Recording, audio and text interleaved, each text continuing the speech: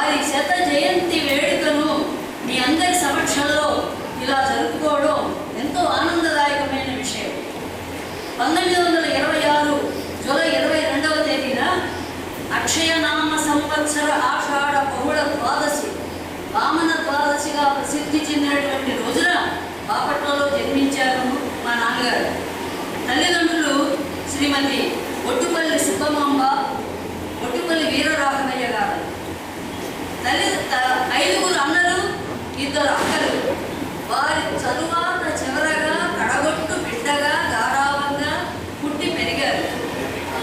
బాపట్ల పురపాలక ఉన్నత పాఠశాలలో చదువుకున్నప్పుడు తెలుగు లేఖగా ప్రసిద్ధి చెందినటువంటి కళాప్రపూర్ణ తుమ్మల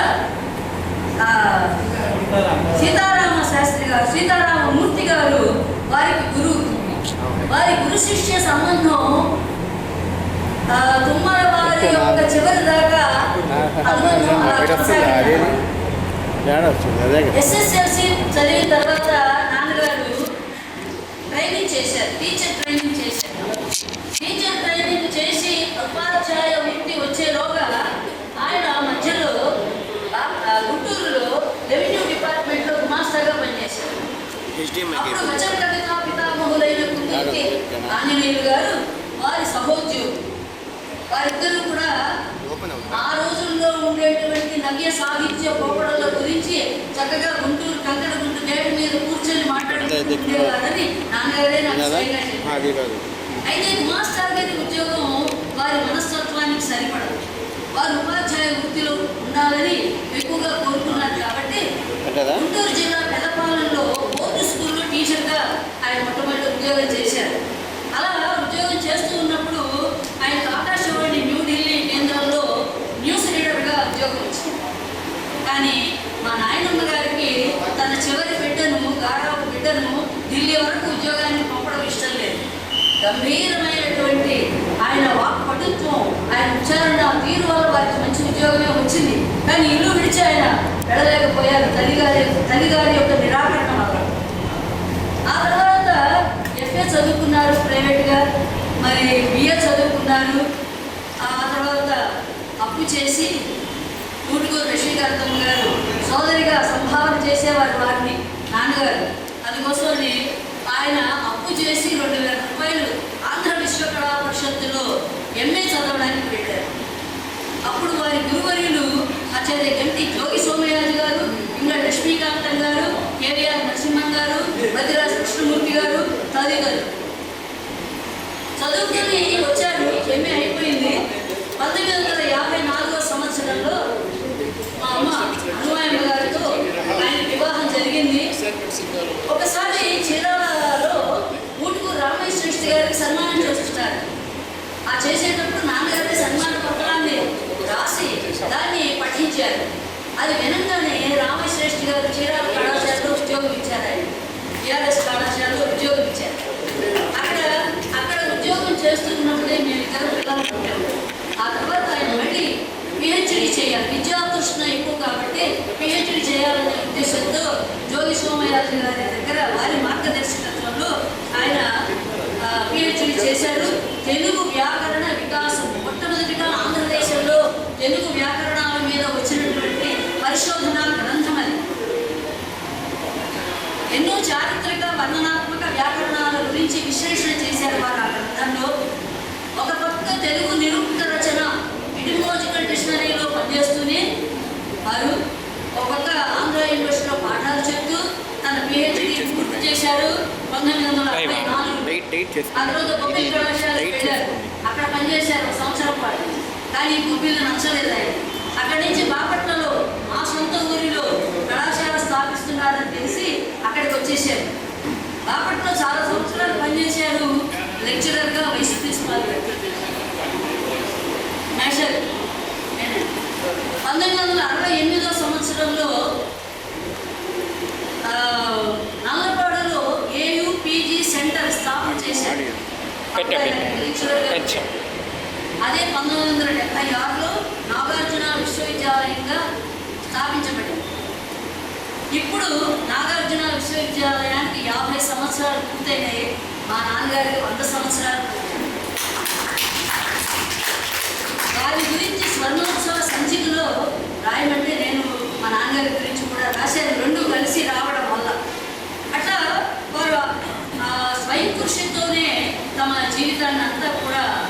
తమ జీవిత సౌధానికి ఎక్కవలసినటువంటి ఏవైతే ఉన్నాయో సోపానాలు వాటిని వారే నిర్మించుకొని బోర్డు స్కూల్ టీచర్ నుంచి విశ్వవిద్యాలయ ఆచార్యుల వరకు కూడా ఉన్నత శిఖరాలను అధిరోహించిన కర్మవీరుడు స్వయం కృషీవరుడు మా నాన్నగారు పురుషోత్తమ గారు. క్షణశశ్చైవ విద్యామర్థంచ సాధయే క్షణత్యాగే కుతో విద్య క్షణత్యాగే కుతో ధనం.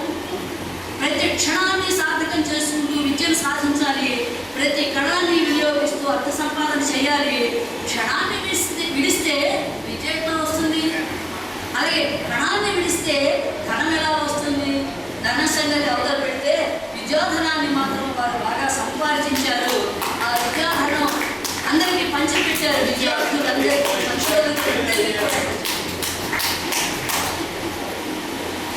చిట్ట చివరి వరకు 2000 సంవత్సరం ఫిబ్రవరి 2వ తేదీ రాత్రి 2వ తేదీ రాత్రి శ్రీమాత అరవిందుల యొక్క భక్తులైన మా నాన్నగారు శ్రీమాత రచించిన దివ్యానుగ్రహం అనేటువంటి ఒక ఆంగ్ల పద్యాన్ని తెలుగులోకి అనువాదం చేసి పెన్ను ముయ్యకుండా అడకుర్చీలోనే ఆయన రాసి అక్కడ పెట్టుకున్నారు. తెల్లవారి 3వ తేదీ ఉదయాన్నే 5 గంటల బొమ్మ పెట్టింది. 4వ తేదీ రాత్రి వారు మాతారవిందుల దివ్య పాదాలను వారు ఆశ్రయించారు, అక్కడికి వెళ్ళారు. ఇది నాన్నగారి గురించినటువంటి జీవిత ప్రస్థానంలోని ముఖ్య ఘట్టాలు. ఇప్పుడు ఈ కార్యక్రమాన్ని మేము నలుగురం కూడా, మా తమ్ముడు నలుగురం సంయుక్తంగా దీన్ని నిర్వహిస్తున్నాం. ఇందులో ప్రథమ సోదరుడు బొట్టుపల్లి వీరరాఘవ స్వామి అగ్రికల్చర్ బయోటెక్నాలజీ రంగంలో అనుభవం ఉన్న శాస్త్రవేత్త. నాగార్జున విశ్వవిద్యాలయం నుండి బాటనీలో పిహెచ్డి పొందారు. ఇండియన్ ఇన్స్టిట్యూట్ ఆఫ్ సైన్స్లో పోస్ట్ డాక్టర్ ఫెలోగా, మ్యాన్సెంట్ కంపెనీలో ప్రాజెక్ట్ లీడర్గా బాధ్యతలు నిర్వహించారు. పదవీ విరమణ తర్వాత ఆయన తన సమయాన్ని వేదాధ్యయనానికి అంకితం చేశారు. నెల్లూరు వారైన బ్రహ్మశ్రీ వేద వెంకటరామ శాస్త్రి గారి దగ్గర 12 సంవత్సరాలకు పైగా యజుర్వేదాన్ని అభ్యసించారు. వేదాలకు వృక్షశాస్త్రంతో ఉన్న సంబంధాన్ని గురించి పరిశోధనా వ్యాసాలు ప్రచురించారు. విశేషం ఏమిటంటే యజుర్వేదం అథర్వ వేదంలోని ఈ రెండింటినీ కూడా వృక్షశాస్త్రాన్ని సమన్వయం చేస్తూ వారు ఒక గొప్ప ప్రాజెక్ట్ పొందారు. న్యూఢిల్లీలోని ఇండియన్ నేషనల్ సైన్స్ అకాడమీ వారు వీరికి 2 రీసెర్చ్ ప్రాజెక్టులను అందించారు. యజుర్వేద మంత్రాల మీద 3 పుస్తకాలు తీసుకొచ్చారు. వేద సంస్కృతి సమితి ఎగ్జిక్యూటివ్ సెక్రటరీగా శ్రీకృష్ణదేవరాయ రసక్త సమాఖ్య అనేటువంటి బెంగళూరులో ఉన్నటువంటి ఒక సాహిత్య సంస్థకు సెక్రటరీగా సేవలు అందిస్తున్నారు. నా ప్రథమ సోదరుడు ద్వితీయ సోదరుడు ప్రముఖ డాక్టర్ శేషాద్రి శేఖర్, ప్రముఖ బయోటెక్నాలజీ ఎగ్జిక్యూటివ్ మరియు లైఫ్ సైన్సెస్ ఎంటర్ప్రెన్యూర్. సుస్థిర వ్యవసాయ, మానవ పోషణ రంగాల్లో ఆయనకు 25 సంవత్సరాలకు పైగా విశేషమైన అనుభవం ఉంది. అగ్రి బయోటెక్ కంపెనీకి సీఈఓగా సేవలందించి పదవీ విరమణ చేశాడు. ఇండియన్ ఇన్స్టిట్యూట్ ఆఫ్ సైన్స్ నుంచి బయోకెమిస్ట్రీలో పిహెచ్డి పూర్తి చేశారు. నోబెల్ బహుమతి గ్రహీత అయిన ఆఫర్ గారి దగ్గర వారి గైడెన్స్లో రీసెర్చ్ ఫ్యాకల్టీగా పనిచేశారు. తన శాస్త్రీయ వృత్తిపరమైన విజయాలతో పాటు భగవాన్ సత్యసాయి బాబా వారి స్ఫూర్తితో ఆధ్యాత్మిక రంగంలో కూడా విశేషమైన కృషి చేస్తున్నారు. వేద విజ్ఞానాన్ని ప్రపంచ ఐక్యత కోసం, మానవ కళ్యాణం కోసం అందరికీ సులభంగా అర్థమయ్యే రీతిలో వివరిస్తున్నారు. ముఖ్యంగా యూరప్, దక్షిణాఫ్రికాలో సహా ప్రపంచవ్యాప్తంగా ఆయన 10 అతిరుద్ర మహాయజ్ఞాలను అత్యంత భక్తి శ్రద్ధతో నిర్వహించడం ఎంతో విశేషమైన విషయం. నా తృతీయ సోదరుడు డాక్టర్ మారుతి ప్రసన్న ప్రస్తుతం Borlaug institute for south Asia visa managing డైరెక్టర్గా పనిచేస్తున్నారు. ఇంకా వారు రిటైర్ కాలేదు. ఆసియా విభాగానికి సిమ్మిట్ రీజనల్ డైరెక్టర్గా కూడా బాధ్యతలు నిర్వర్తిస్తున్నారు. ప్రపంచ వ్యవసాయ పరిశోధన రంగంలో నేటి ప్రముఖ నాయకులలో ఆయన ఒకరు. న్యూఢిల్లీలోని ఇండియన్ అగ్రికల్చర్ రీసెర్చ్ ఇన్స్టిట్యూట్ నుండి పిహెచ్డి చేసి స్వర్ణపథకం సాధించారు. ఐసీఆర్లో ఇండియన్ కౌన్సిల్ ఆఫ్ అగ్రికల్చర్ రీసెర్చ్లో విశేష సేవలు అందించారు. తర్వాత సిమ్మిట్ సంస్థలో గ్లోబల్ మైజ్ ప్రోగ్రామ్ డైరెక్టర్గా 15 ఏళ్ల పాటు పనిచేశారు. కెన్యాలోని నైరోబి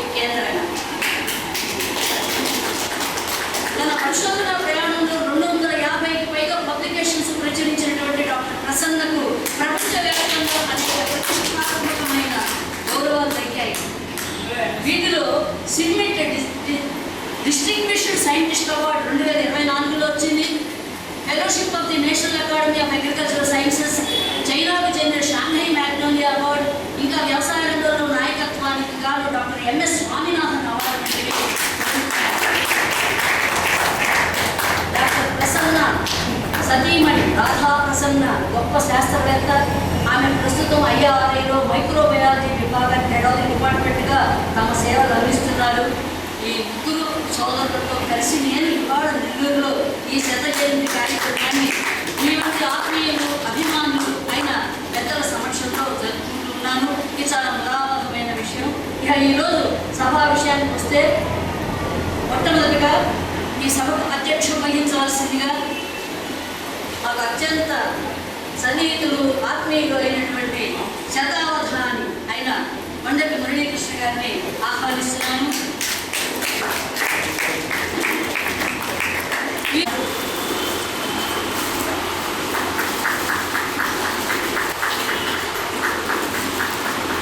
సోను శ్రీనివాసులు గారు నెల్లూరు వారికి వారు బహు గ్రంథకర్త, బహు పురస్కార గ్రహీత. తాడికొండ తిమ్మసముద్రం సంస్కృత కళాశాలలో మాస్టర్ పనిచేశారు. మాస్టర్ ఎప్పుడు అంటూ ఉంటారు, నేను ఇక్కడ చదువుకోని గుంటూరు జిల్లాలో పనిచేశానమ్మా, మీరు గుంటూరులో చదువుకుని నెల్లూరులో పనిచేశారు అని. అలాగా మేము పరస్పర వినియోగం జరిగింది. మాస్టర్ ప్రచురణ గ్రంథాలు 34 వరకు ఉన్నాయి. సంస్కృత ప్రహసన సాహిత్యం, సంస్కృత బాణ సాహిత్యం వంటి విమర్శ గ్రంథాలు, పూజా కుసుమం, కళావలంబం వంటి రేడియోలో వచ్చిన సంస్కృత నాటకాలు, కాలగీత, విడుపుడి వంటి వచనకవితా సంపుటాలు, ఎన్నో వ్యాఖ్యాన గ్రంథాలు. అన్నిటికంటే అందరికీ తెలుసు, గోరఖ్పూర్ వారు ప్రచురించినటువంటి సంస్కృత వ్యాస భారతానికి వారు చక్కగా సరళమైన తాత్పర్యం, విశేషాలు అన్నీ కూడా చాలా బాగా రచించారు. పరిశోధకులకు, మా వంటి ఆసక్తులకు అందరికీ కూడా పుస్తకం మార్గదర్శనం. 73 నుంచి ఆకాశవాణి ద్వారా సూక్తి సుధా మొదలైన సంస్కృత పాఠాలు మొదలైన కార్యక్రమాలు చేశారు. భారతి, జాగృతి, ఆంధ్రప్రభ పత్రిక, ఆత్మజ్యోతి మొదలైన పత్రికల్లో వ్యాసరచన చేశారు. వారికి వచ్చిన పురస్కారాల గురించి చెప్పాలంటే, ఆంధ్రప్రదేశ్ సాహిత్య అకాడమీ ఉత్తమ గ్రంథంగా సంస్కృత బాణ సాహిత్యానికి 1979లో పురస్కారం లభించింది. ఉత్తమ అధ్యాపకులుగా 1981లో, తెలుగు విశ్వవిద్యాలయం వారి ప్రతిభా పురస్కారం 2011లో, హంస పురస్కారం 2023లో ఇవన్నీ కూడా వారిని వరించాయి. మాస్టర్ ఇప్పటికీ నిరంతరం అధ్యయనం, అధ్యాపనం చేస్తూనే ఉంటారు. మాబోటి ఆసక్తి కలవారికి ప్రస్థానత్రయ భాష్యాన్ని బోధిస్తుంటారు. ఈ రెండింటికి, ఆధ్యాత్మికతకు మనం ఉన్నటువంటి జగత్తుకు రెండింటికి చక్కగా సమన్వయం చేసేటువంటి ప్రయత్నం చేస్తూ ఉంటారు. అటువంటి ప్రతిభా సంపన్నులైన వారు ఇవాళ మాకు విశిష్ట అతిథులుగా రావడం మాకు గర్వకారణం. ఈ ఉత్సవానికి మరొక విశిష్ట అతిథిగా వచ్చిన వారు మాకు చాలా ఆత్మీయులైనటువంటి ఆచార్య మల్లాప్రగడ శ్రీమన్నారాయణ గారు.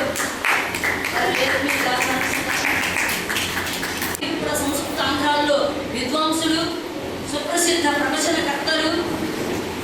మీరందరూ వింటూనే ఉంటారు. భక్తి ఛానల్లో, టీటీడీ భక్తి ఛానల్లో, ఇంకా ఈటీవీలో మీరు ప్రవచనాలు వస్తూనే ఉంటాయి. మాతృశ్రీ సంస్కృత కళాశాల జంగండమూడిలో అధ్యాపకులు. దీనికి ఎన్నో బిరుదాలు. ఉపన్యాస కళానిధి, సాహితీ బృహస్పతి, రామాయణ రసభారతి, మధుర భారతి ఇత్యాది బిరుదాలను, ఇంకా ఎన్నో కనకాభిషేక, సువర్ణ కంకణ సత్కారాలు ఎన్నో వారు పొందారు. విద్యా వినయ సంపన్నులైనటువంటి వారిని ఈరోజు విశిష్ట అతిథిగా ఆహ్వానించుకోవడం ఎంతో ములావహమైనటువంటి విషయం. ఆ తర్వాత డాక్టర్ శేషాద్రి శేఖర్, ఇందులో 4 పుస్తకాలు PDF 30 పుస్తకాలు పెట్టడం జరిగింది. ఆ పుస్తకాలను అంతా PDF ఎక్కువ భాగం చేసిన వాడు మా ప్రథమ సోదరుడు వీరరాఘవ స్వామి, నా మనవడు శనగవరపు గోపాల శ్రీరత్న. ఇందులో ఈ వెబ్సైట్లో పుస్తకాల PDFలతో పాటు నాన్నగారు వృత్తిగతమైనటువంటి విశేషాలన్నింటినీ ఫోటోలతో సహా కూడా పొందుపరిచారు. కూర్చోండి. వీటన్నింటినీ ఇవాళ మేము ముందు నుంచి మీకు లింక్ పంపిస్తాను. మేము సెల్ ఫోన్లలో కూడా ఇది వస్తుంది. ఆసక్తులైన వారు చూసుకోవచ్చు. పరిశోధక విద్యార్థులందరూ కూడా వాటిని అందుకుని దాని యొక్క ఫలాలను పొందవచ్చు.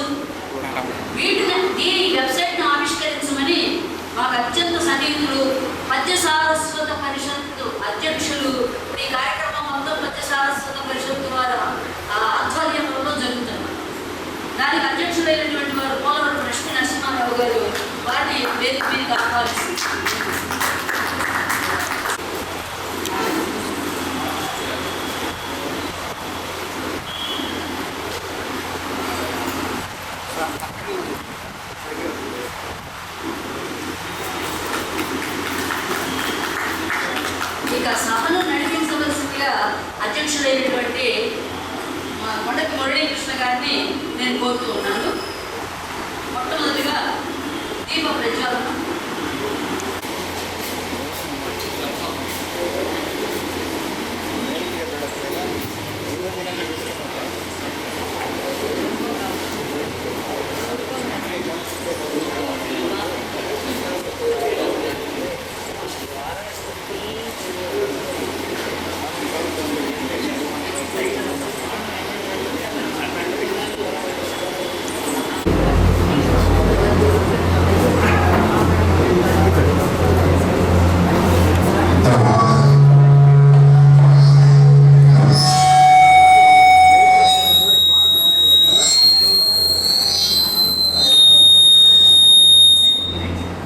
ముందుగా గుర్తున్నది తొత్తుపై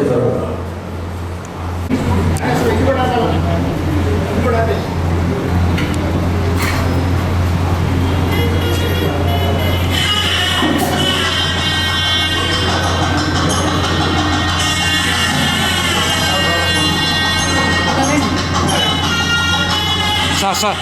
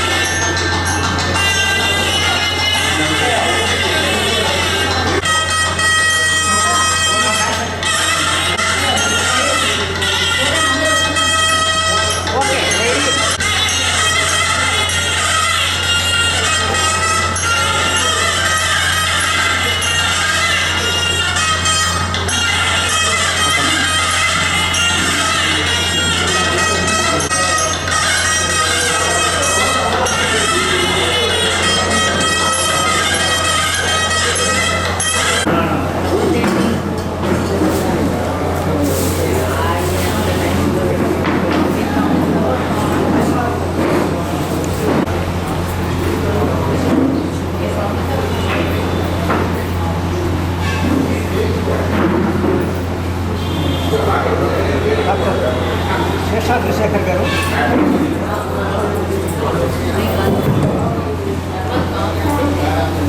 డాక్టర్ శేఖర్ గారు మిగతా ప్రోగ్రాం నిర్వహిస్తారు.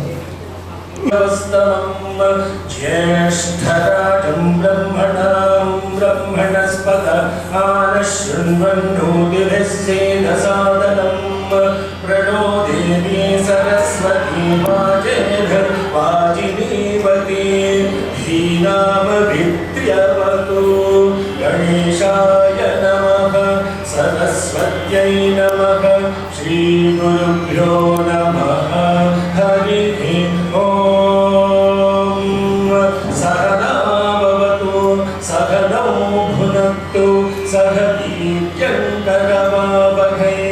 तेजस्विनावधीतमस्तु मा विद्विषावहै ॐ शान्ति शान्ति शान्तिः ॐ अथ पुरुषो वैरारायणो कामयत प्रजाश्रुजे येति नारायणात् प्राणो जायते मनः सर्वेन्द्रियाणि च खं वायुर्ज्योतिरापः पृथिवी विश्वस्य धारिणी नारायणात् ब्रह्मा जायते नारायणात् रुद्रो जायते नारायणादिन्द्रो जायते नारायणात् प्रजापतयः प्रजायन्ते नारायणात्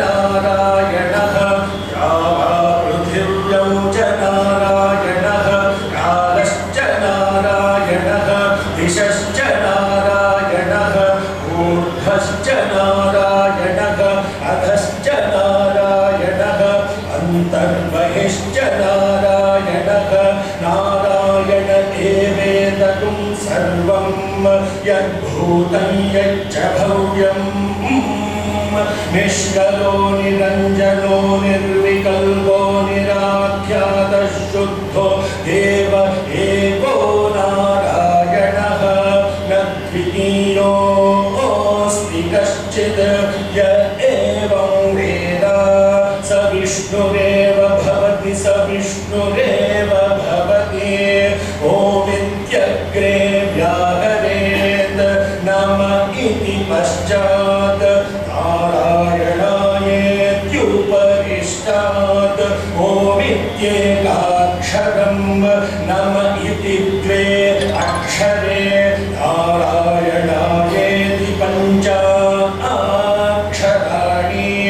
एतद्वै नारायणस्याष्टाक्षरं पदं यो ह वै नारायणस्याष्टाक्षरं पदमच्छेदे अनवब्रुवः सर्वमायुरेति विन्दते प्राजापत्यगुं राजस्पोषङ्गौ पच्चं ततोऽमृतत्वमश्नुते ततोऽमृतत्वमश्नुत इति य एवं वेद प्रत्यगानन्दं ब्रह्मपुरुषं प्रणवस्वरूपम् अकार उकारमकार इति तानेकधा समभरत्तदेतदोमिति यमुक्त्वामुच्यते योनि जन्म संसारबन्धनात्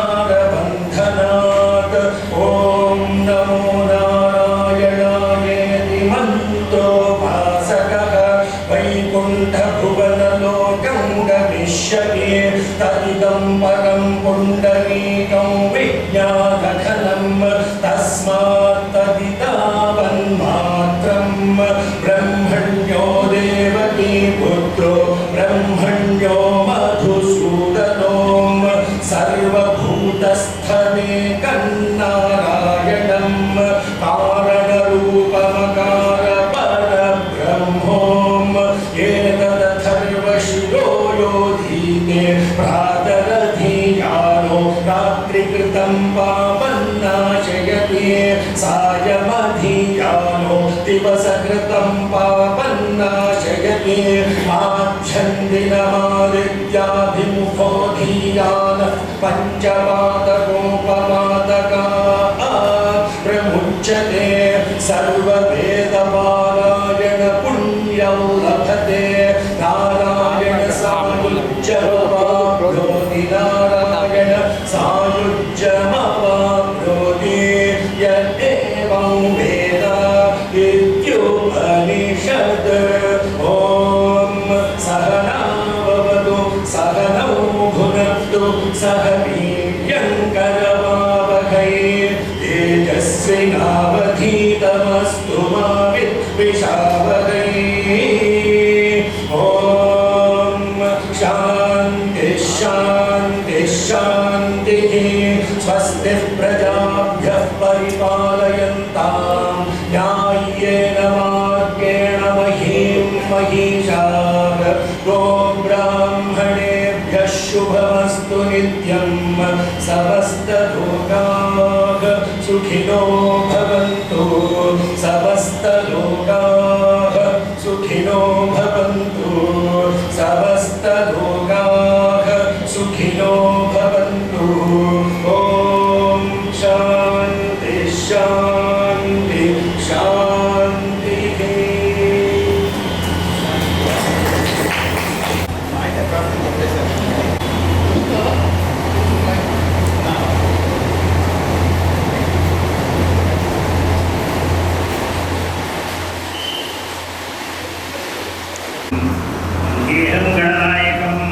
गजवक्त्रं सुरश्रेष्ठं कर्णचामरभूषितं पाशाङ्कुशधरं देवं वन्देऽहं गणनायकं मूषिकोत्तम मूषिक శ్రీపోతమోర్య ఏవాసరం మహావే విరుద్ధకామం మహావీరం వందేహం గణనాయకం అంబికా హృదయానందం మాతృభి పరివేష్టితం భక్తప్రియం మధోన్మత్తం వందేహం గణనాయకం సర్వవిఘ్నహరం దేవం సర్వవిఘ్న వివర్జితం సర్వసిద్ధి ప్రదాతారం వందేహం గణనాయకం వందేహం గణనాయకం వందేహం గణనాయకం.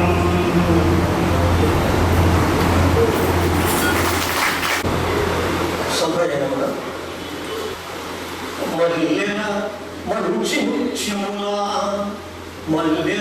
మంచి చెముల మత్సరకించెడు వసోన వసించు తల్లి తానెల్లడి ఇంపముఖ్యులరించెడు పూజలందు తల్లి ఆ చల్లని తల్లి సద్గుణ విశారదా శారదా దోచునెల్లరి ఆ చల్లని తల్లి సద్గుణ విశారద శారదా దోచునెల్లరి.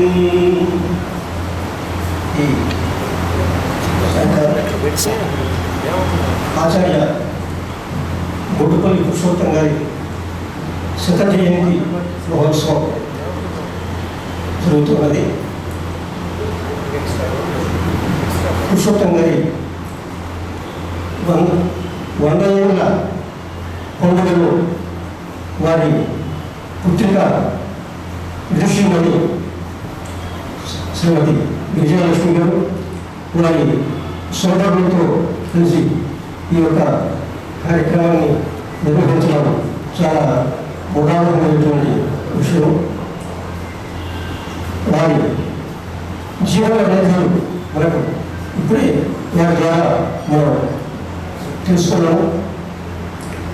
ఆచార్య బొడ్డుపల్లి పురుషోత్తం గారు రెవెన్యూ డిపార్ట్మెంట్లో పనిచేసి అక్కడి నుండి బోర్డు స్కూల్ ఉపాధ్యాయులుగా పనిచేసి ఆ స్థాయి నుండి విశ్వవిద్యాలయ ఆచార్యునిగా వారు ప్రకాశించారు. బహుముఖ ప్రజ్ఞాశాలి అయినటువంటి శ్రీ బొడ్డుపల్లి పురుషోత్తం గారు నిత్య సాహిత్య యూనివర్సిటీ చేసినటువంటి పూర్వమూర్తి. వారు 74 సంవత్సరాలు జీవించినంతకాలం 74 సంవత్సరాల వయసులో కూడా వారు సాహిత్య విమర్శగా చేస్తూ ఉన్నారు. ఇప్పుడు చిన్నప్పుడు ఒక కావ్యం వేసి ఆ కావ్యంతో చలాకణీయమైనటువంటి కాకుండా ఆయన నిత్య సాహిత్య విమర్శ చేసినటువంటి మహనీయులు శ్రీ బొడ్డుపల్లి పురుషోత్తం గారు. నాగార్జున విశ్వవిద్యాలయంలో ఆచార్య పదవిని నిర్వహించి 87లో వారు పదవీ విరమణ చేశారు. పదవీ విరమణ చేసినప్పటికీ ఆ సాహిత్య విమర్శలు మొదలలేదు. వారు జీవితాంతం జీవన పర్యంతం ఈ సాహిత్య పరిమర్శలు కొనసాగినటువంటి నిత్య సాహిత్య కృషి నుండి శ్రీ ఆచార్య పురుషోత్తం గారు వ్యాకరణవేత్తగా, కవిగా, ఉపన్యాసకుడిగా, ఉపన్యాస కేసరి వారు సాహితీ చతురాంగములు అయినటువంటి వారు కవిగా, ఉపన్యాసకుడిగా, వ్యాకరణవేత్తగా బహుముఖీయమైనటువంటి ప్రజ్ఞను ప్రదర్శించినటువంటి మహనీయులు శ్రీ పురుషోత్తం గారు. శ్రీమతి విజయలక్ష్మి గారు, ఆమె పేరులో గిరిజ, లక్ష్మి ఇద్దరు మాతలు ఉన్నారు. మూడవ మాత సరస్వతి ఆమె వారి నోట్లో ఉన్నది. విజయలక్ష్మి గారి ముఖంలో సరస్వతి వెలిగిస్తున్నది. విదుషీమణి అంత పాండిత్యాన్ని సంతరించుకొని ఆ ఆచార్యుడిగా పదవి చేసినటువంటి విజయలక్ష్మి గారు అంటే అంతటి విదుషీమణులు అందించి ఆమెకి గురువుగా ఆమెను తీర్చిదిద్ది తండ్రిగా గురువుగా ఉన్నటువంటి వారు శ్రీ బొడ్డుపల్లి పురుషోత్తం గారు. భూశబ్దానికి తండ్రి అనే అర్థం కూడా నిఘంటువు చూపిస్తూ ఉంటుంది. అట్లా వారికి గురువు తండ్రి అయినటువంటి పురుషోత్తం గారు గారు ఈ లిఖితం అనేది మనకు అందించారు. వారి ఇంట్లో అందరూ డాక్టర్లే, నలుగురు సంతానము గుడిపల్లి పురుషోత్తం గారికి అందరూ డాక్టర్లే. అయితే మాకు క్షేమం వచ్చిందండి, మోకాళ్ళ నొప్పి జరగబోయింది అని వాళ్ళ దగ్గరికి మనం పోకూడదు. వాళ్ళు తమ యొక్క నిమిషమైన రంగాలలో అత్యున్నతమైనటువంటి పరిశోధనలు చేసి ఆ విద్యార్థులై కలిసి ఆ డాక్టరేట్ పట్టాన్ని పొందినటువంటి వారు అందరూ విద్యార్థులు. గుంటూరులో వారు ఉన్న ఇల్లు వారు కట్టుకున్న స్వరూపానికి విద్యారంగా అని పేరు దానికి విద్యకు అలంకారం అనేది ఆ యొక్క గృహంలో అనేది విద్యకు అలంకారమైంది, విద్యలో అలంకారంగా కలది. ఎటువంటి విగ్రహవాక్యం పట్టుకోవాలని చెప్పుకున్న అన్నిటికీ సరిపోయేటటువంటి వారి సగరమని వారి హృదయము, గుడ్డపల్లి పురుషోత్తం గారి హృదయము, వారి యొక్క సగరము ఆ రెండు కూడా విద్యాలంకారాలని మనకి తెలుసుకున్నాయి. ఇటువంటి బహుముఖమైనటువంటి ప్రజ్ఞను ప్రదర్శించి 30 కావ్యాలు, అనేకమైనటువంటి కావ్యాలు, వచన కావ్యాలు, గేయ కావ్యాలు, పద్య కావ్యాలు, నవలలు, నాటకాలు ఇవన్నీ కూడా వారు చాలా వచనంగా రాసి మనకి అందించారు. ఇంతక ప్రయోగం చెప్పినట్టుగా వ్యాకరణం మీద పరిశోధన చేసి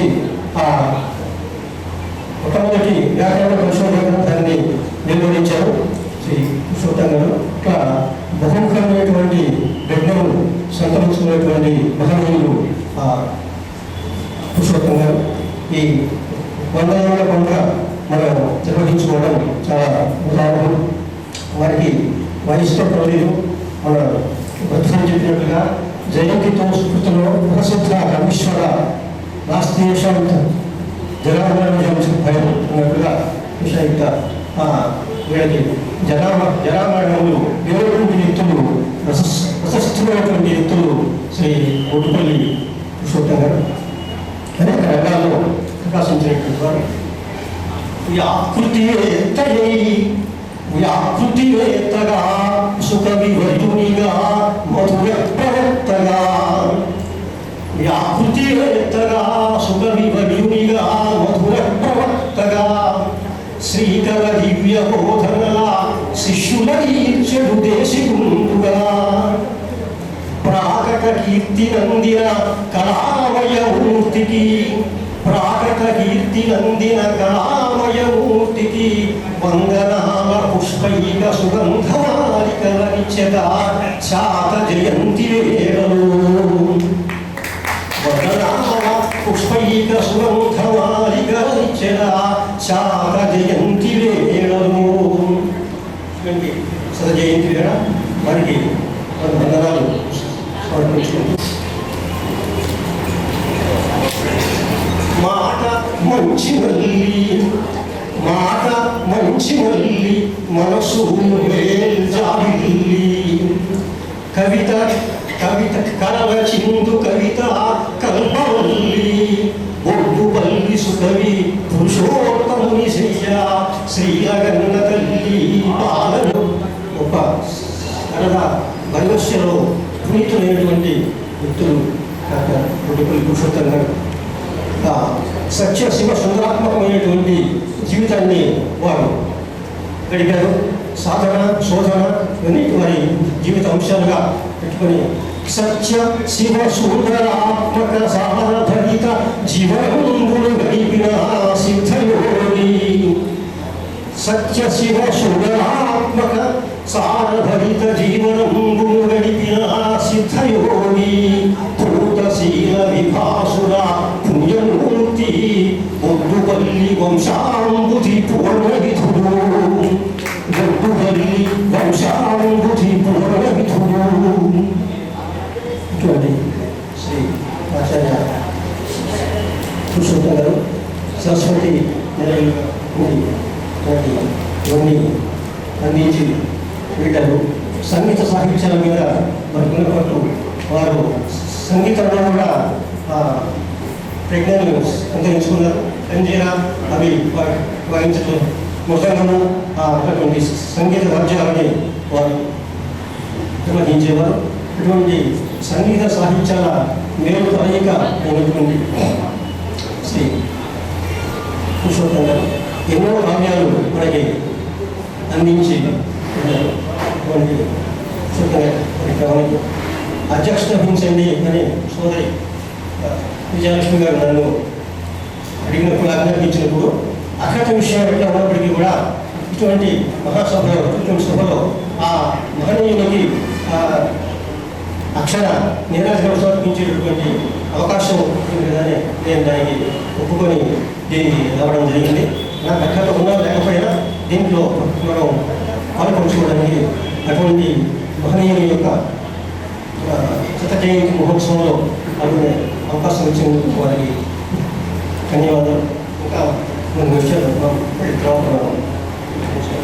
తరువాత కార్యక్రమంగా రామాయణ రసభారతి శ్రీ మల్లాప్రక శ్రీమతి సార్ మాట్లాడతారు.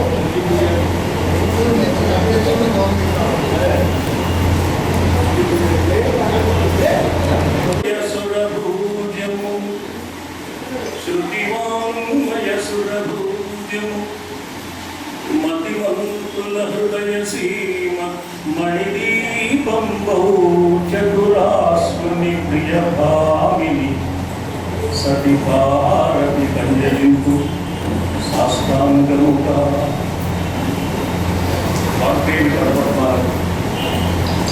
సభక్తిగా ప్రణామాలు శాస్త్రాధికంగా ముందుగా సమర్పించుకుంటున్నాం. పరమ పవిత్రమైన విశిష్టమైన ఒక విద్వన్ మూర్తిని శత జయంతి మహోత్సవ సభలో మనసారా తలుచుకునే మంచి అవకాశాన్ని నాకు కలిగించిన ఆత్మీయ సోదరి శ్రీమతి డాక్టర్ గిరిజాలక్ష్మి గారికి ముందుగా నేను కృతజ్ఞతా కుసుమాంజలి సమర్పిస్తున్నాను. నేటి సభాధ్యక్షులు శతావధాన విద్యా విశారదులు ఆత్మీయ మిత్రుడు శ్రీ కొండపల్లి మురళీకృష్ణ గారికి, నేటి సభలో పెద్దలు అవధాన విద్యా విశారదులు కవిత్రయ భారతాన్ని విశేషంగా పరిశీలించి తెలుగువారికి ఆప్యాయంగా అందించిన మహనీయులు డాక్టర్ సూరం శ్రీనివాసరావు గారికి, ఇలాంటి వెబ్సైట్ని ఆవిష్కరించడానికి వేదికపై ఆశీనులైన మాన్య మహోదయులు పంచ సారస్వత పరిషత్ అధ్యక్షులు శ్రీ కోలవరపు లక్ష్మీ నరసింహారావు గారికి, సభలో సమావిష్టులైన ఆత్మీయులు, రసజ్ఞులు, గుణగ్రహణ మారీయులు, ఎందరెందరో పెద్దలు అందరికీ ముందుగా నమస్కారం. మన సంప్రదాయంలో ఒక మాట ప్రసిద్ధంగా లోకంలో ఉన్నది, ఆత్మావై పుత్రనామాసి అని. కానీ ఈ సభా ప్రస్థానం చూస్తున్నప్పుడు నాకు అనిపిస్తున్నది ఆత్మావై పుత్రికానామాసి అని కూడా అనుకోవలసింది. తండ్రి గారి సారస్వత వారసత్వాన్ని గుడికి పుచ్చుకొని తమ్ముళ్ళందరినీ కలుపుకొని తండ్రి గారిని ఒకసారి సమాజం ముందు అందరం కలిసి తలుచుకోవాలి. ఆ మహనీయుని విద్యా వైభవం, ఆ మహనీయుని వ్యక్తిత్వ విశిష్టత సమాజానికి, విద్యా కుటుంబానికి వారు అందించిన సేవలను ఒక్కమారు పునశ్చరణ చేసుకోవడం ఈ జాతికి ఎంతైనా అవసరమని భావించి దానికి మహత్తరమైన సంకల్పానికి బృహత్తరమైన ప్రణాళికను సిద్ధం చేసి రసరమ్యంగా ఒక పండుగ వాతావరణాన్ని ఇక్కడ ఏర్పాటు చేసిన డాక్టర్ గిరిజాలక్ష్మి గారికి, వారి వెంట అక్కగారి వెంట అనుసరిస్తూ తండ్రి గారి సేవలో పాలు పంచుకుంటున్న సోదరుడు అంటున్నాం కానీ నిజానికి సోదరులందరూ అసోదరులే. అలాగే వారు చెప్పారు అందరూ డాక్టర్లే అని. అయితే మోకాడు నొప్పిగా ఉందనో మోచేయి నొప్పిగా ఉందనో వారి దగ్గరికి వెళ్ళద్దు అన్నారు. శారీరకమైన అనారోగ్యం కాక మనస్సుకు సంబంధించిన ఆరోగ్యాన్ని ప్రసాదించగలిగిన డాక్టర్లు శాస్త్ర సారస్వత రంగాల్లో వాళ్ళందరూ విశేషమైన కృషి చేసి తండ్రి గారి మార్గంలో వారు కూడా డాక్టరేట్లు పొందారు. వివిధ రంగాల్లో వారు ఉద్యోగాలు నిర్వహిస్తున్నప్పటికీ ఆశయం మాత్రం ఒకటే, సనాతనమైన భారతీయ సంస్కృతి వైభవం ఏ తండ్రి గారి ద్వారా తమకు లభించిందో ఆ తండ్రి గారి రుణం తీర్చుకోవడానికి ఈ జీవితాన్ని వెచ్చించాలి అని నమ్మిన వారు వీరందరూ అనిపిస్తున్నారు. చాలా సంతోషదాయకమైన విషయం. వేళ వారసులు కావాలి. వారసులు అంటే కేవలం ఆస్తికి వారసులు అయితే సరిపోదు, వారి అంతరంగానికి వారసులు కావాలి, వారి ఆశయానికి వారసులు కావాలి. అలాంటి వారసులుగా ఈ బిడ్డలందరూ ఉండడం చాలా చాలా సంతోషించదగిన విషయం అని భావిస్తుంది. పెద్దలు పురుషోత్తం గారి గురించి నాకున్న పరిచయం తక్కువ, కానీ తక్కువ పరిచయంలోనే వారి పట్ల నాకు ఏర్పడిన గౌరవ భావం అపారం. ఆకార సదృశ ప్రజ్ఞ ప్రజ్ఞయా సదృశ ఆగమ ఆగమై సదృశారంభ ఆరంభ సదృశోదయ. కాళిదాస మహాకవి అంటాడు ఈ మాట. పురుషోత్తం గారిని చూస్తే ఒక ప్రసన్నత, ఒక ప్రశాంతత, ఒక మహామేధావి యొక్క లక్షణం. దిగంతాల వరకు చూస్తున్నాయా అన్నట్టు ప్రశాంతంగా ఉండే ఆ చూపులు, అపారమైన మేధాశక్తికి నిదర్శనంగా కనిపించే ముఖ కవళికలు, మరి ఆకార సదృశమైన ప్రజ్ఞ తెలియజేస్తారు. ఆ ప్రజ్ఞకు తోడుగా వారి విద్యాధికులు ఇక లేదు అనే వరకు చదివారు. అదేంటండి పీహెచ్డీపై ఇంకా డిగ్రీలు ఉన్నాయి కదా, ఇక లేదనే వరకు చదివారు అంటే డిగ్రీకి సంబంధించిన చదువు కాదు, వారు నిత్య విద్యార్థి. జీవితంలో ప్రతి క్షణం వారు అధ్యయనం చేశారు. చేసిన అధ్యయనాన్ని రచనా రూపంలో, ప్రబోధాల రూపంలో, ప్రసంగాల రూపంలో విశ్వవిద్యాలయంలో విద్యార్థులకే కాక సమాజం మొత్తానికి వారు అనుగ్రహించారు. అధ్యయన అధ్యాపనాలు విశ్వాస నిశ్వాసాలుగా వాగ్దేవి సంసేవనం నిరంతరం నిర్వహించిన మాధ్య మహోదయులు ఆచార్య పురుషోత్తం గారికి, మా తండ్రి గారు శ్రీ మల్లాప్రగడ శ్రీరంగారావు గారికి సారస్వత సంబంధమైన మైత్రి బంధం ఉంది. ఇప్పుడు వారి బిడ్డలతో మాకున్నట్టుగా అది కూడా వారసత్వంగా వచ్చింది. మా తండ్రి గారు మచిలీపట్నంలో రకరకాల కార్యక్రమాలు సారస్వత సంబంధంగా నిర్వహిస్తున్నప్పుడు విశ్వ హిందూ పరిషత్ పక్షాన ఒక హిందూ ధార్మిక సమ్మేళనం మా తండ్రి గారి అధ్యక్షతలో జరిగితే అప్పుడు పురుషోత్తం గారు గుంటూరు నుంచి మచిలీపట్నం వచ్చారు. మొట్టమొదటిసారి పురుషోత్తం గారిని ఆ సభలో చూశాను. ఆనాడు వారు ప్రసంగించారు అని నేను అనుకోలేదు. మా తండ్రి గారి అధ్యక్ష స్థానంలో ఉంటే ఒక మాట అన్నారు, అది గుర్తు చేసుకుంటున్నాను. నాకు కూడా అదే భావం. పురుషోత్తం గారు ప్రసంగిస్తారని పిలిచాము, వారు ఉపన్యాసం చేయలేదు, హిందూ ధర్మ శంఖారావం చేశారు అన్నారు. ఆ మాట అభిమానపూరితం కాదు, అసత్యం కాదు, అతిశయోక్తి కాదు, అక్షర సత్యం. హిందూ ధర్మంలో ఉన్న వైభవం ఏమిటో, హిందూ ధర్మానికి ఉన్న విశిష్టత ఏమిటో, ఎందుకు హిందూ ధర్మాన్ని మానవుడు వదులుకోకుండా అనుసరించాలో, సనాతనమైన ధర్మాన్ని అనుసరించినప్పుడు తనకు సమాజానికి కూడా కలిగే మేలు ఎటువంటిదో వారు ఎన్నో ఉదాహరణలతో అద్భుతంగా నిరూపించారు అలాంటి సభలో. ఆ ఉదాహరణలో రామాయణమే వచ్చిందా, భారతమే వచ్చిందా, భాగవతమే వచ్చిందా, ఉపనిషత్తులు దొరికాయా, వేద మంత్రాలు వచ్చాయా, కావ్యాలలోని పద్యాలు రాసిపోసి వచ్చాయా, ఆశ్చర్యం కలుగుతుంది. గట్టిగా 40 నిమిషాలు మాట్లాడుకుంటారు వారు. నేను విద్యార్థి, కళాశాల విద్యార్థిగా ఉన్నాను. నేను చాలా చిన్నవాడిని, మొట్టమొదటిసారిగా చూశాను వారు. తర్వాత మా తండ్రి గారు ఒక 2 సందర్భాల్లో వారి గురించి చెప్తూ ఉండేవారు. ఏమని చెప్పేవారు అంటే, మా తండ్రి గారు మల్లాప్రగడ శ్రీరంగారావు గారు, ఆచార్య పురుషోత్తం గారు ఇద్దరూ కూడా చాలా సంవత్సరాలు వరుసగా భద్రాద్రిలో జరిగే సీతారామ కళ్యాణానికి ఆకాశవాణి వ్యాఖ్యాతలుగా వెళ్ళారు. ఇంకా ఇతర వ్యాఖ్యాతలు కూడా ఉండేవారు. మా నాన్నగారు ఇంటికి వచ్చిన తర్వాత వారి వ్యాఖ్యానం ఎలా ఉంది, వీరి వ్యాఖ్యానం ఎలా ఉంది, నేర్చుకోదగిన విశేషాలు ఉన్నాయని చెప్తూ ఇంకో మంచి మాట చెప్పారు నాకు. సర్వసాధారణంగా పండితులు ఎవరి ధోరణిలో వాళ్ళు ఉంటారు. పురుషోత్తం గారిలో ఒక ప్రత్యేకత ఉంది. పురుషోత్తం గారు అందరూ ఒకే చోట ఉంటారు. అక్కడికి వెళ్ళినప్పుడు వీళ్ళకి మకా ఒక్కొక్కటి ఏర్పాటు చేస్తారు. అందరూ కలిసి కూర్చున్నప్పుడు పురుషోత్తం గారు అనేవారు, మనకి ఎవరికి ఏ అంశం వస్తుందో చూస్తున్నాం. ఒకే విషయాన్ని వేరు వేరు గొంతులలో మనం ప్రకటిస్తాం అని చెప్పిన ఒక అద్భుతమైన భావన అది అందరికీ కలుపుకునే తత్వాన్ని తెలియజేస్తుంది. పురుషోత్తం గారు తరచుగా అంటూ ఉండేవారు, అందులో పెద్దలు ఎందరెందరో ఉన్నారు ఆ కార్యక్రమంలో. అలా పురుషోత్తం గారి వ్యక్తిత్వాన్ని గురించి కూడా నేను మా తండ్రి గారి ద్వారా విన్నాను. ఈ రెండు అయిన తర్వాత వారితో ప్రత్యక్షంగా మాట్లాడే అవకాశం, వారిని చూచే అవకాశం కూడా నాకు కలిగింది. అది ఎలా కలిగింది అంటే, నేను మాతృశ్రీ ఓరియంటల్ కళాశాలలో అధ్యాపక వృత్తిని నిర్వహిస్తున్నప్పుడు మా కళాశాల ఆంధ్ర విశ్వవిద్యాలయం నుంచి నాగార్జున విశ్వవిద్యాలయానికి అనుబంధ కళాశాలగా మారింది ప్రభుత్వ నియమాల ప్రకారం. అలా మారినప్పుడు కళాశాలకు ప్రతి సంవత్సరం గుర్తింపు రావాలి. కళాశాలతో పాటు కళాశాల వసతి గృహానికి కూడా, హాస్టల్కి కూడా గుర్తింపు రావాలి. ఈ గుర్తింపు రావడానికి విశ్వవిద్యాలయం నుంచి ప్రముఖులైన ఒకరినో ఇద్దరినో ప్రభుత్వం నియమిస్తుంది, విశ్వవిద్యాలయం నియమిస్తుంది.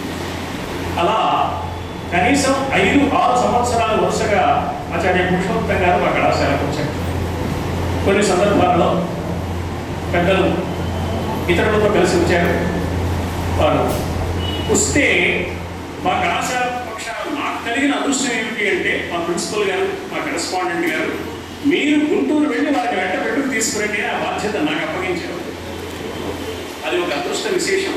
ఎందుకంటే దారి పొడుగున కారు నడుస్తున్నంతసేపు పురుషోత్తం గారి మాటల నిండా సాహిత్య సంపద, సాహితీ పరిమళం గుబాడిస్తూ ఉండేది. ఎన్ని విశేషాలు వారు మాట్లాడేవారు.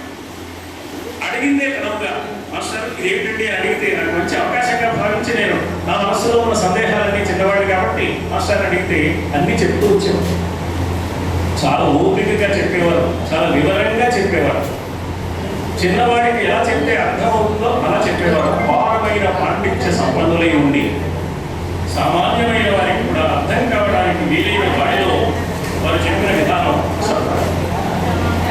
ఇంకొక మాట వారి వ్యక్తిత్వానికి సంబంధించి మనం ప్రస్తావన చేసుకోవాలి. ఒక సందర్భంలో శృంగేరిలో ఒక సమ్మేళనం జరిగింది.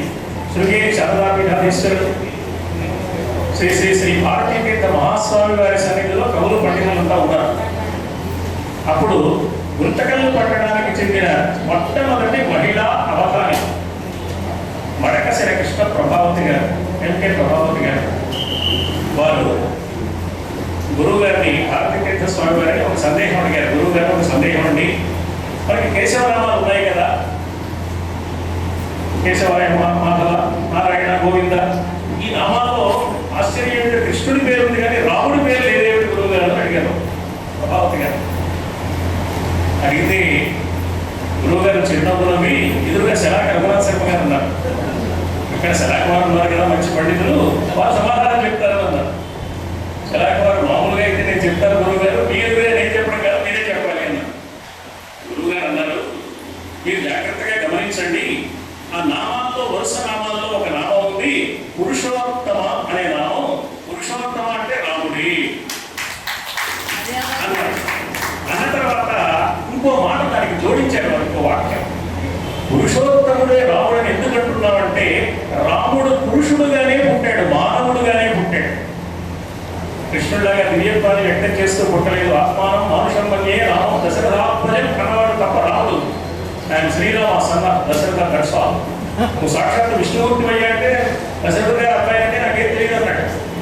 పురుషుడుగా పుట్టినవాడు తాను పురుషుణ్ణి మాత్రమేనని, దివ్యత్వం తనకు లేదని అనటం అనేది గొప్ప ఉత్తమత్వం. ఎంతో దివ్యత్వం ఉన్నా, అపారమైన శక్తి సామర్థ్యాలు తనకున్నా, తాను సాక్షాత్తు అవతారమూర్తి అయినా కూడా అతి సామాన్యంగా మాట్లాడటం అనేది ఉత్తమత్వం. అందుకని పురుషుల్లో ఉత్తముడైన పురుషోత్తముడు అన్నారు. అన్న తర్వాత శలాక రఘునాథ్ శర్మ గారు సభలో ఒక మాట నాకు చాలా బాగుంది, పురుషోత్తముడు రాముడు అనుకోవడం బాగుంది. ఈ గుణాలు ఎవరికైనా కనిపిస్తే లోకంలో వారిని కూడా మనం పురుషోత్తముడు అని పిలవచ్చు అన్నారు. నాకు అనిపించింది, ప్రత్యేకించి పిలవవలసిన పని లేకుండా వారి తల్లిదండ్రులు వారికి పురుషోత్తం గారి పేరు పెట్టారు. సరిగ్గా శృంగేరి పీఠాధిపతులు చెప్పిన అద్భుతమైన వ్యాఖ్య, వివరణ ఆచార్య పురుషోత్తం గారి వ్యక్తిత్వానికి, మనస్తత్వానికి ముమ్మూర్తులు సరిపోతుంది ఉంటుంది అనేది నాకు జ్ఞాపకానికి వచ్చినప్పుడు అపారమైన ఆనందం కలిగింది. వారు సత్యం శివం సుందరం అనే అద్భుతమైన రచన చేశారు. సత్యం శివం సుందరం వారి రచన మాత్రమే కాదు, వారి జీవితమే సత్యం. వారి వాక్కు సత్యం, వారి అంతరంగ భావన శివం, వారి జీవన వైభవం సుందరం. తన జీవితంలో తాను పొందిన అనుభవానికి అక్షర రూపాన్ని ఇచ్చి సత్య శివసుందరాత్మకంగా వారు లోకానికి అందించారు. తండ్రి గారికి ఆ కావ్యాన్ని తల్లిదండ్రులకు అంకితం చేస్తూ వారు ఏమన్నారంటే, నిలువెల్ల మీకు అమృతమే, నిలువెల్ల మీకు అమృతమే, తల పిల్లను మీకు ధర్మ తాత్పర్యంబే. మీ మనస్సు నిండా ఉన్నది అమృతమయమైన భావన, మీ ఆలోచనలన్నీ ధర్మాన్ని గురించి. అందుకని నిలువెల్ల మీరు అమృతములే, కలిమి సమస్తము తృప్తియే. ఎన్ని కోట్లు సంపాదించారు అంటే అపారమైన తృప్తితో ఉండాలని మీరు ఆచరించి మాకు చూపిస్తున్నారు నాన్నగారు. కలిగి ముక్కుమునాకు తద్వికాసము తండ్రి. తల్లిదండ్రులకు ఆ కావ్యాన్ని అంకితం చేస్తూ వారు తండ్రి గారికి చేసుకున్న విన్నపం. ఈ విన్నపం పురుషోత్తం గారి హృదయం ఏమిటో చెప్తోంది, పురుషోత్తం గారి గుండె చప్పుడు ఏమిటో చెప్తోంది. వారు ఏం కోరుకుంటున్నారు? అమృతమయమైన భావన కలిగి ఉండాలి, ధర్మం కోసమే జీవించాలి, తృప్తితో ఉండాలి. మా తండ్రి గారికి అది ఉంది, ఆ లక్షణం నాకు కూడా కావాలి అని వారు కోరుకున్నారు. మరి ఆ ప్రార్థనని ఆ తండ్రి గారు ఆశీర్వదించారో తదాస్తు అన్నారు, లేదా అప్పటికే తల్లిదండ్రుల ఆశీర్వచనంతో గురువు గారు ఉన్నారు పురుషోత్తం గారు తెలియదు. కానీ ఆచార్య పురుషోత్తం గారి జీవితం నిండా సత్య ధర్మ సమ్మేళనం, సంతృప్తితో కూడిన సంస్కార జీవనం, సౌమ్య స్వభావం. మనకి ఒక మాట ఉంది, నరుడికి 4 దశలోని. పురుషోత్తం గారి విషయంలో కూడా మరి పుత్రికారత్నం సోదరులందరితో కలిసి ఒక అద్భుతమైన సంచికను నిర్వహించారు. సంచిక చూసినప్పుడు నాకు చాలా ఆనందం కలిగింది. పురుషోత్తం గారి వ్యక్తిత్వం సమగ్రంగా అందులో కనపడుతుంది. ఒక కొంత సాహితీ సంసేవనంతో పాటు వారి జీవిత సన్నివేశాలు కూడా అందులో ఉన్నాయి. ఏ ఏ సన్నివేశాలలో వారు ఎలా ప్రవర్తించారో కనపడుతుంది. సర్వసాధారణంగా లోకంలో జీవితం, సహచరులు, శిష్యులు, వాళ్ళ భావాలు, ఆచార్యుల వారు చేసిన రచనల సమీక్షలు, ఇంకా ముద్రితం కావాల్సి ఉన్న అముద్రిత రచనల వివరాలు, ఇలా 4 భాగాలుగా ఉన్నది ఆ గ్రంథం. వారు బాపట్ల పట్టణంలో జన్మించారు. బాపట్లకు ఒక సంస్కృత నామం పెట్టారు పండితులందరూ. ప్రతి ఊరి పేరుని సంస్కృతానికి మారుస్తూ ఉంటారు. భావపురి అనేది బాపట్ల అయిందో లేదో తెలియదు, కానీ బాపట్ల మాత్రం భావపురి అని ప్రసిద్ధమైంది. పురుషోత్తం గారికి ఇది మంచి భావాలు ఎలా కలిగాయి, ఇంత అద్భుతమైన ఆలోచనలు ఎలాగంటే భావాలు పురి వేసుకునే భావపురిలో పుట్టారు కాబట్టి అమృతమయమైన భావాలు, అద్భుతమైన భావాలు, ఆదర్శప్రాయమైన భావాలు వారి జీవన సరళిలో మిళితమైపోయి వారి రచనలుగా వ్యక్తమయ్యాయి అనిపిస్తుంది. బాపట్ల విద్యాభ్యాసం చేశారు. ఇక్కడ ముందే చెప్పారు సోదరి, తెలుగు లేక తమ్మల సీతారామమూర్తి గారి శిష్యులు అని. వారి గురువులందరూ అసాధారణమైన ప్రతిభా సంపన్నులైన గురువులు. వెంటి జోగి సోమయాజులు గారు కానీ, కేవీఆర్ నరసింహ గారు కానీ, మద్రాజు కృష్ణమూర్తి గారు కానీ ఇక్కడ ఒక సామాన్యులు కాదు. విశేషం ఏంటంటే వారి శిష్యులు కూడా అంతటి వారు. ఒక జరిగేపల్లి లక్ష్మీనారాయణ శాస్త్రి గారి భాగవతము భక్తితత్వము అనే పరిశోధన గ్రంథాన్ని చూసిన, సోదరి రచించిన శతకత్వయ సౌందర్యాన్ని పరిశీలించిన గురువుగా వారి ప్రబోధం ఎటువంటిది, శిష్యులను ఏ మార్గంలో వారు నడిపిస్తున్నారు అన్నది చూసినప్పుడు ఉత్తమోత్తమ గురుల శిష్యుండనైతి గురువునయ్యత సశిష్య కోటికెల్లా. ఉత్తమమైన గురువు చేయవలసింది ఏమిటంటే ఆ గురువు నుంచి తాను అందుకున్న విద్యకు తాను కూడా మరికొంత చేర్చి తరువాతి తరాల శిష్యులకు అందించాలి. ఆ పనిని శతశాత సమగ్రంగా నిర్వహించిన మాన్య మహోదయులు ఆచార్య పురుషోత్తం గారు. ఈవేళ మనం చూస్తూ ఉంటాం, ఒలింపిక్ జ్యోతిని పట్టుకుని పరిగెడతారు, కొంత దూరం వెళ్ళాక మనకు అందిస్తారు.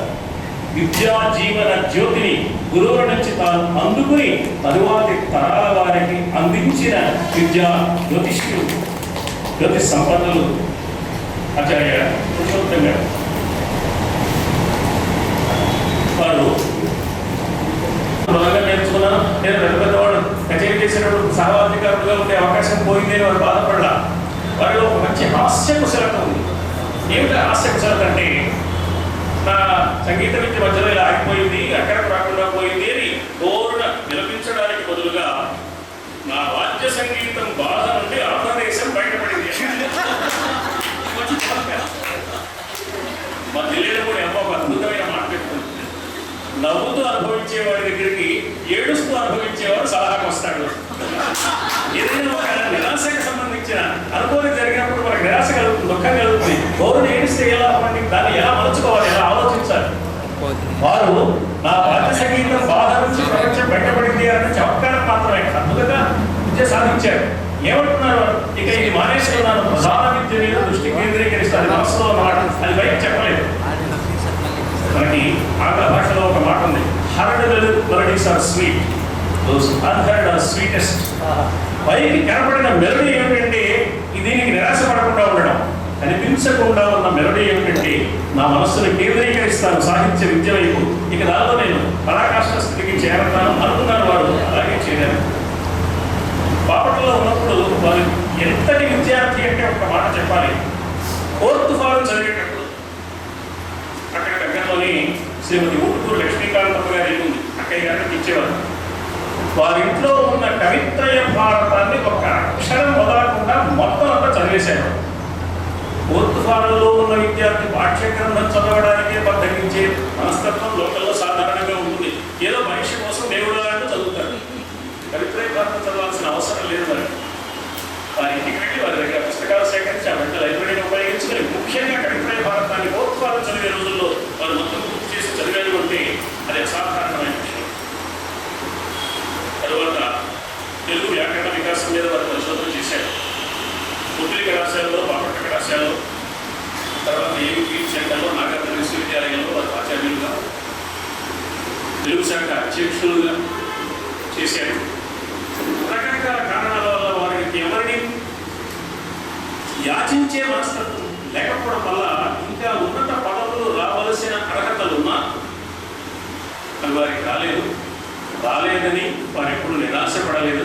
సంతృప్తి కలిగిన జీవనాన్ని కలిగిన మహాత్మ. ఎందరో ప్రొఫెసర్లు లేరండి నాగార్జున యూనివర్సిటీలో మాత్రం, ఆంధ్రప్రదేశ్ శాఖలో కానీ సంస్కృత శాఖలో కానీ నాగార్జున విశ్వవిద్యాలయ గీత రచన ఆచార్య పురుషోత్తం గారు చేశారు. ఇప్పటికీ ఆ గీతం ప్రతి ప్రత్యేకమైన సన్నివేశంలోనూ నిలదీస్తోంది అంటే ఆ గీతంలోని ప్రతి అక్షరంలోనూ ఆచార్య పురుషోత్తం గారు చిరంజీవిగా ఉన్నారు, అక్షర స్వరూపులుగా ఉన్నారు. నాగార్జునాచార్య నామాంకితముగా విశ్వవిద్యాలయము విలసిల్లుని చోట సకల విద్యాశాస్త్ర సారము అత్మతీతులమై వికసించి విరజిమ్ములము జ్ఞాన సౌరభము.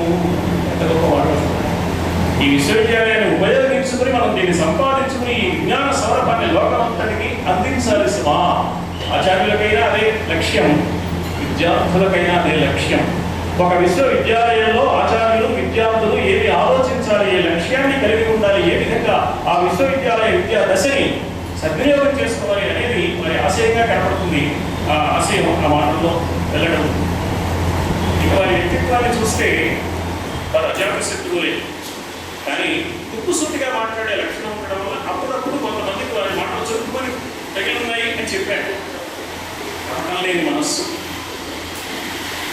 అది ఉన్నందువల్ల, నిర్భయంతో ఉన్నందువల్ల, ఎవరి దగ్గర చేయి చాచేతనం లేకపోవడం వల్ల, సంతృప్తి కలిగిన జీవితం ఉన్నందువల్ల వారి వ్యక్తిత్వం పరిపూర్ణంగా వికాసాన్ని పొందింది. వేదికల మీద, ఆకాశవాణిలో వారు చేసిన ఎన్నో అద్భుతమైన ప్రసంగాలు. ఒక్క విషయం చెప్పాలి అంటే, సర్వసాధారణంగా వ్యాకరణంలో బాగా కృషి చేసేవాళ్ళు ఎలా ఉంటారంటే మంచి చురుకైన బుద్ధి కలిగి ఉంటారు, కుశాగ్ర బుద్ధి కలిగి ఉంటారు. మరి వ్యాకరణం మీద ఉన్న ఆసక్తి, శాస్త్ర దృష్టి సాహిత్యం మీద పెద్దగా ఆసక్తి ఉండదు. సాహిత్యంలో కృషి చేసే వారికి సాహిత్యం మీదే దృష్టి తప్ప వ్యాకరణం మీద పట్టుండదు. పట్టుకున్నప్పుడు ఆసక్తి ఉండదు. కానీ పురుషోత్తం గారిలో ప్రత్యేకత, వ్యాకరణం ఎంత శ్రద్ధగా ఎంత దీక్షగా అధ్యయనం చేశారో సాహిత్యాన్ని కూడా అంతే శ్రద్ధగా అధ్యయనం చేశారు. చేయడమే కాదు, వ్యాకరణ పాఠాన్ని సరదాగా, సరసోక్తులతో, హాస్యోక్తులతో, చమత్కారంగా ఒక్క వ్యాకరణ పాఠం కూడా మనం వదులుకోకూడదని విద్యార్థులకు అనిపించే విధంగా వ్యాకరణ పాఠం చెప్పి అందరి విద్యార్థులందరిలో వ్యాకరణ దీపాన్ని వెలిగించారు. వారు చాలా గొప్ప కృషి. సాహిత్యం అని అనుకుంటున్నాం కానీ వ్యాకరణం చేయకపోతే సాహిత్య విద్యార్థిగా పాటించలేదు. అంటే వ్యాకరణానికి ఉన్న ప్రాధాన్యాన్ని వారు గుర్తించి వ్యాకరణాన్ని చాలా ఆసక్తికరంగా చేసి బోధించారు. వ్యాకరణం చెప్పేటప్పుడు సాహిత్య విషయాలు జోడించి ఆసక్తి కలిగించడం, సాహిత్యం చెప్పేటప్పుడు అందులో ఉన్న ఛందస్సు, వ్యాకరణం, అలంకారం మొదలైన విశేషాలను వివరంగా చెప్పడం, శాస్త్ర సారస్వతాల మధ్య ఉన్న సత్సంబంధాన్ని, సమన్వయాన్ని పరమాద్భుతంగా ఆచరణలో తమ బోధనలో నిరూపించిన ఉత్తమ గురువులు ఆచార్య పురుషోత్తమ. 19 మంది వారి దగ్గర PhD చేశారు. 17 మంది వారి దగ్గర MPhil సాధించారని చెప్పారు. ద్రవిడియన్ లింగ్విస్టిక్ కాన్ఫరెన్స్ జరిగినప్పుడు సెమినార్ పేపర్లు ఇచ్చేవారు, పత్రికల్లో వ్యాస పరంపరలు చేసేవారు. 2000 సంవత్సరాన్ని స్వాగతిస్తూ వారు అద్భుతమైన రచన చేశారు. ప్రాప్తమగు దానితోడ సంతృప్తి పడుచు, ప్రాప్తమగు దానితోడ సంతృప్తి పడుచు. ధర్మరాజు గురించి చెప్తారు, ఎదుర్చాలాభ సంతృష్టి కలవాడు అని. ధర్మజుని మనస్తత్వం వారిని ఎంతగా ఆకర్షించిందంటే ఆ మనస్తత్వాన్ని వారు అలవరుచుకున్నారు. ఆ మనస్సులో ఉన్న భావనే రచనకు వచ్చింది. ప్రాప్తమగు దానితోడ సంతృప్తి పడుచు, అర్హతకు మించి ఆశించనట్టి వరము మాకు చేకూర్పు నూతన సంవత్సరమా, తగును మా పాలికది నీతి ప్రగతి పదము. కాబట్టి మాకు సంతృప్తితో ఉండే జీవితాన్ని ప్రసాదించు. సంతృప్తి ఉంటే అన్నీ ఉన్నట్లే, సంతృప్తి లేని వాడికి ఏమున్నా ఏమీ లేనట్లే.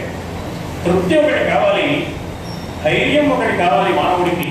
ఆ రెండు విద్యావంతులైన వారు తప్పకుండా సాధించాలి. విద్య యొక్క పరమాత్మ అనేది పరిపూర్ణమైన సంతృప్తి కలిగిన వారు, నిర్భయత్వం కలిగిన వారు ఆచార్య పురుషోత్తం గారు. అరవింద మాత ఆంగ్లేయ అనువాదానికి కొనుక్కుని దివ్యానుగ్రహంతో అది నిర్వహించి ఆ భావనను నిరంతరం మనస్సులో తిరుగాడుతూ ఉండగా వారు విశ్వాసం విడిచారు.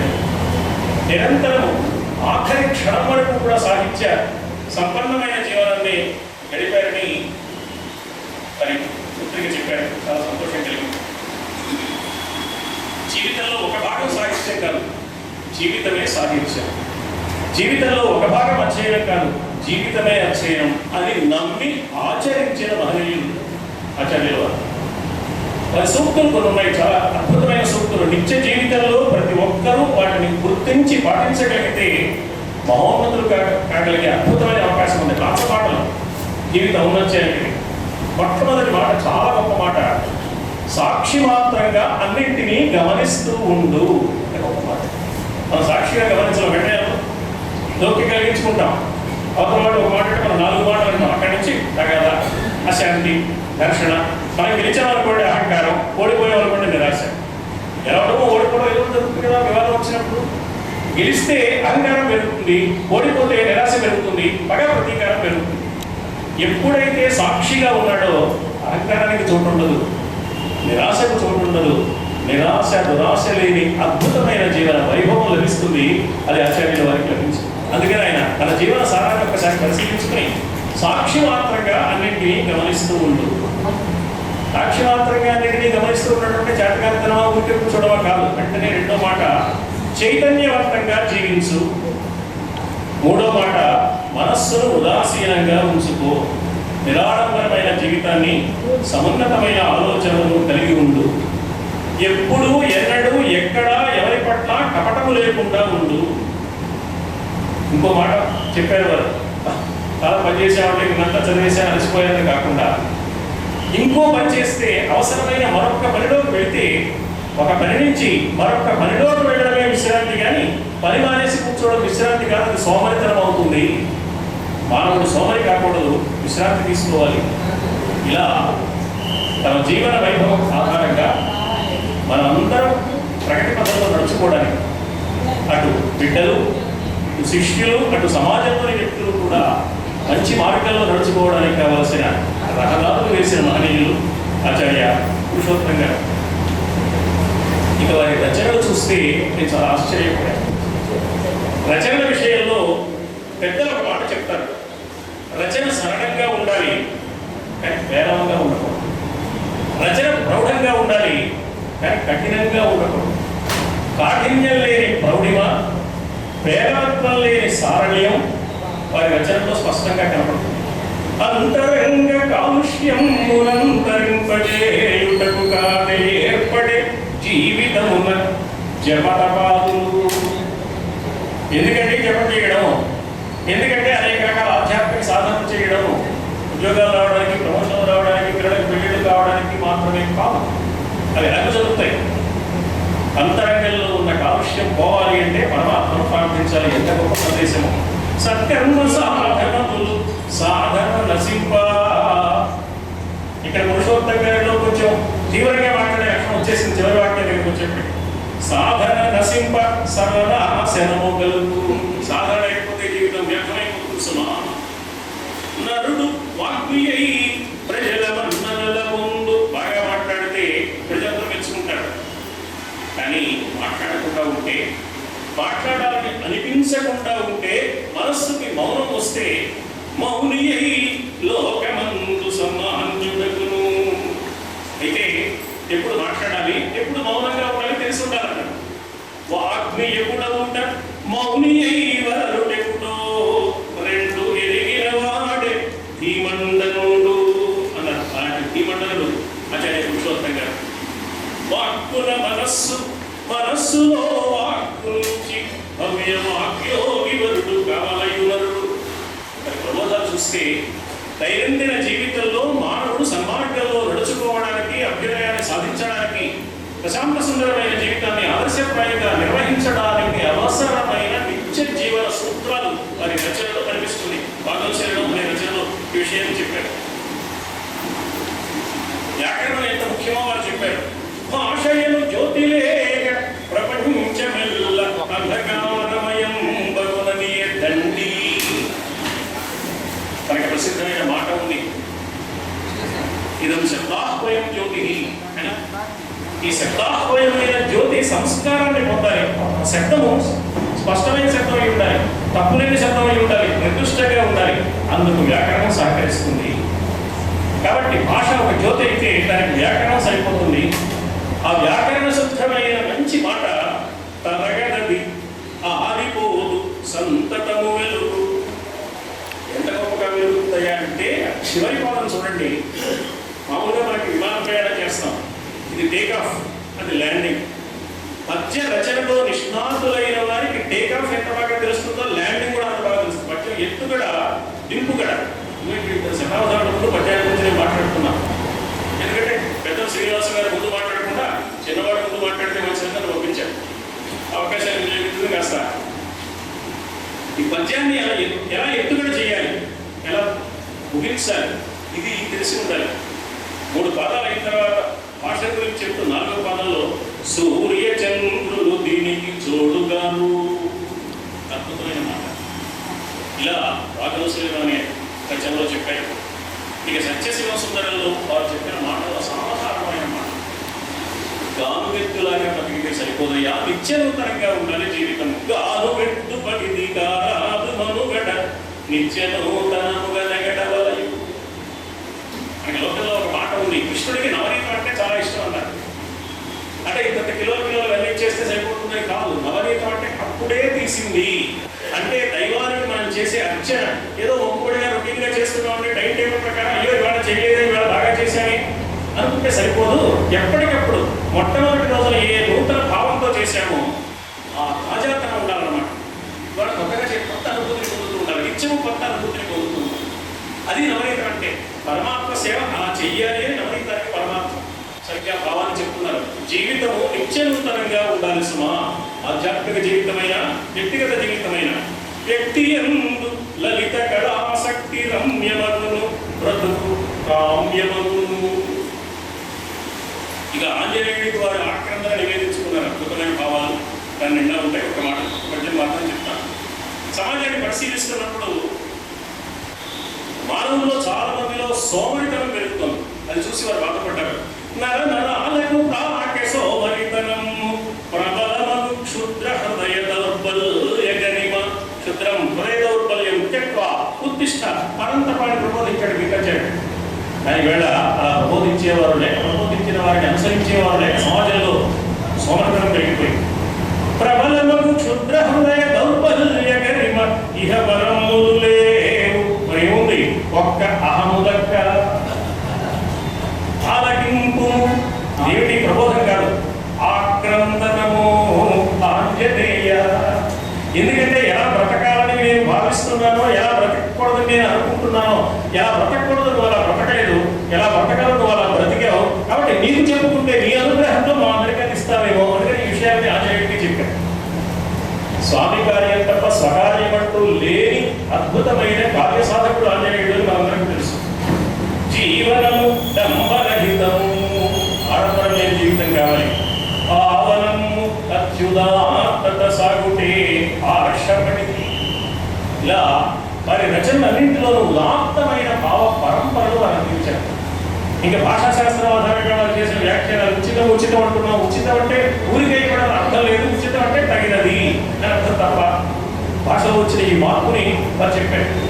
ఇంకా లోతైన పరిశీలన చేసి సంస్కృత భాషలో ప్రార్థన అనేదాన్ని తెలుగులో పొద్దు అంటున్నారు. ఈ ప్రార్థనకి పొద్దు ఆ తెలుగు కాదు, ఈ పొద్దు ద్రావిడ భాష నుంచి వచ్చింది. అద్భుతమైన పరిశోధనకు సంబంధించిన విషయం. అంటే భాష పట్ల వారి నిశ్చితమైన పరిశీలన ఇంత చమత్కారంగా మాట్లాడారు. భీముడు కురుసభలో ద్రౌపదికి అవమానం జరుగుతున్నప్పుడు ఆవేశపడి పెద్ద ప్రతిజ్ఞ చేశాడు. అది బాగా ప్రసిద్ధమైన పద్యం మనందరికీ తెలిసిందే. గురు వృద్ధ బాంధవులు అనేకులు సూచుచుంటారు. దుశ్శాసనం మీద దుర్యోధన మీద చెప్పిన పద్యాలు రెండు ఉన్నాయి. ఆ పద్యం చెప్పి ఆచార్యులు అన్న ఇంత గట్టిగా పెద్ద శబ్దాలు చేస్తూ ప్రతిజ్ఞ చేస్తేనే దుర్యోధనుడు వెళ్ళలేదు కదా, మామూలు చిన్న చిన్న మాటలతో చెప్తే ఎదురు పెట్టాడు, ఇంత చెప్తే వెళ్ళలేదు కదా. అంటే భావానికి సరిపోయే భాష కూడా ఎక్కడ సమాసభూయిష్టమైన పదం ఉండాలి. అది వారు చాలా చమత్కారంగా పరోక్షంగా దాన్ని తెలియజేశారు. ఇలా ఆచార్యుల వారి జీవితాన్ని పరిశీలిస్తే ఎన్నో అద్భుతమైన విశేషాలు కనిపిస్తాయి. మానవుడు విద్యావంతుడు కావాలి, ఆదర్శప్రాయమైన జీవన వైభవాన్ని సంపాదించుకోవాలి, వారసులకు దాన్ని అందించాలి, రచనల ద్వారా ప్రబోధాల ద్వారా శాశ్వతంగా జీవితాన్ని ఉంచాలి.